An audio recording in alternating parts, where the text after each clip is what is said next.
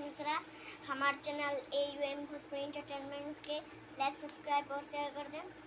और एक छो भक्ति गीत गाया तानी जे हमार नया निकलल बा, रउआ सब प्रिय वीडियो भोजपुरी पर देख लें। और हमार जे गाना निकलल बा से गावे जाता नहीं। छोटे छोटे बा हमर पौआ ए बाबा कैसे देव घर बा आई हो। छोटे छोटे बा हमर पौआ ए बाबा कैसे देव घर बा आई हो। कैसे के आई बाबा कैसे के आई, कैसे के आई बाबा कैसे के आई। मन करे ढारे ला जलबा ए बाबा कैसे देव घर बा आई हो। छोटे छोटे बा हमर पौआ ए बाबा कैसे देव घर बा आई हो। सबके हो जाता नहीं हमके ले जाता, सच कहतानी बाबा बहुते बुझाता।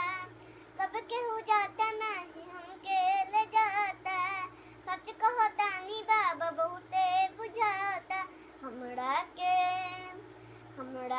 कहे सब बउआ ए बाबा कैसे देव घर बा आई हो।